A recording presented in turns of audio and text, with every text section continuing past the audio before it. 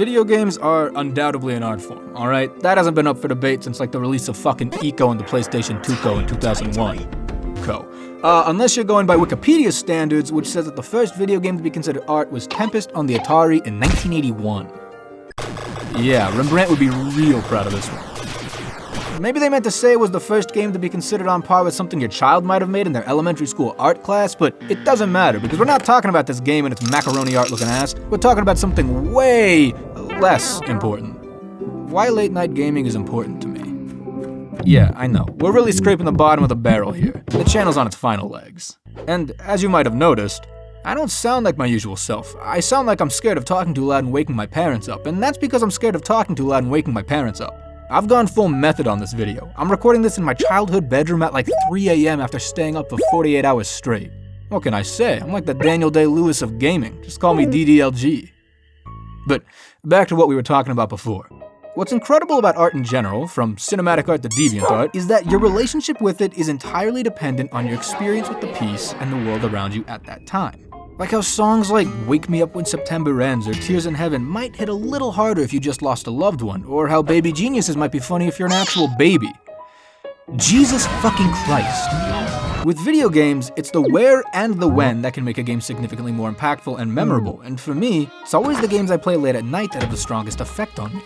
I don't know what it is, but some of my absolute fondest memories with video games have been of me staying up late to play them.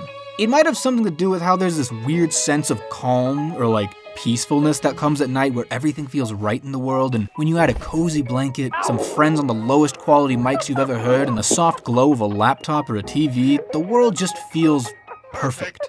I think my love for late night gaming really started when I got Pokemon Crystal on my sister's Game Boy Color, and I would stay up all night trying to catch like a Hoot or an Oddish because the game had an in-game clock with certain Pokemon only appearing at certain times of the day. I remember the Color didn't have a backlit screen, so I would have to lay on my stomach on the carpet beneath my nightlight, and I'd have to stay perfectly quiet so my parents wouldn't find out I was staying up late on a school night because I was like 6 at the time. And I did this well into my preteen years. I'm sure my parents walked into my room and saw me fake sleeping and figured I'd just been jerking off to porn or something normal, but no, I was trying to catch Groudon and Soul Silver. I had my priorities straight. And as I got older, I kept making memories playing games late at night, but what made it even better is that this time, I wasn't alone. Jerking off all alone? I genuinely cannot express how much I cherish my memories of playing Minecraft on a summer night with the windows open, listening to Kids by MGMT on an FM radio because I couldn't run Spotify and Minecraft at the same time on my Asus laptop. And part of the reason I cherish this so much is because all of my friends were there too. Over Skype. When it's like 3 a.m. and you're drained but in the best company, everything just becomes so much funnier for no reason. I don't think anything will ever be as hilarious as hearing my friend blast the William Tell Overture over his god-awful microphone over Skype to signify that he was about to ride across our wheat fields on horseback and destroy our crops for the 9th time that night, or trying to hold our laughter in while his dad yelled at him for blasting the William Tell Overture at 3 a.m. on a school night. There's just something about trying so hard not to laugh out loud at a sleepover because you'll wake up the parents, so you're all just sitting there on the couch wheezing and slapping shit because of some insane tactical knife throw in Modern Warfare 2 that nobody expected, and it's perfect. Playing games at night is also a lot more frustrating though. I remember sneaking down to the basement at night to play Staff of Kings on the Wii and getting so mad at the stupid crane mission on the blimp that I bit into the wooden frame of the chair I was sitting in like some feral animal, and part of this is because you just get angrier when you're tired. The number of late night arguments over Xbox Live I remember hearing because of Black Ops Zombies is insane. I swear to God, Transit nearly ended friendships back then. But I'm even nostalgic for these stupid ass arguments too.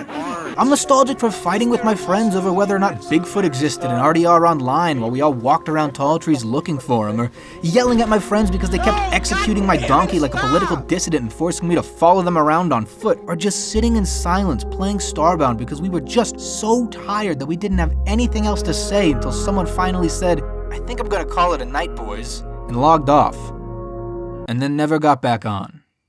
I haven't spoken to the kid who played the William Tell Overture over Skype since high school.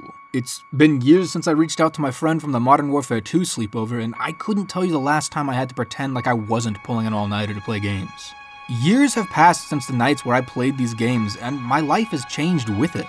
Since the days where I'd hide my Game Boy from my parents under my pillow, I've graduated high school and college and lived out of state and traveled the world and met so many new friends and formed so many new memories, and yet these are the memories I cherish the most.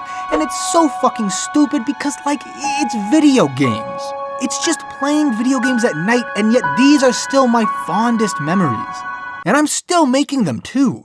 I stayed up every night for 2 weeks with my friend Kevin my junior year of college to play through all of the Halo games for my stupid Halo video despite having 8 a.m.s the next morning. And I recently played through Eco one night with my friend Blake because I work night shifts and I needed to stay up all night before I went in for my next shift, and I can promise you, in 8 or 10 years, these memories will be more cherished than just about any of the other ones I made in that time. Because at the end of the day, or night if you will, haha, playing these games at night is impactful for me. At this point, I don't really know what this video is. It's not really an essay on why video games are an art, because that's already been established, and I recognize that it's an entirely selfish video because it just focuses on me and my experiences, but I just felt the need to share it. I just felt the need to remember those nights where that weird sense of peacefulness sets in, where everything feels right in the world, and you've got a cozy blanket, some friends on the lowest quality mics you've ever heard, and the soft glow of a laptop or a TV. I just needed to remember the times where the world felt perfect.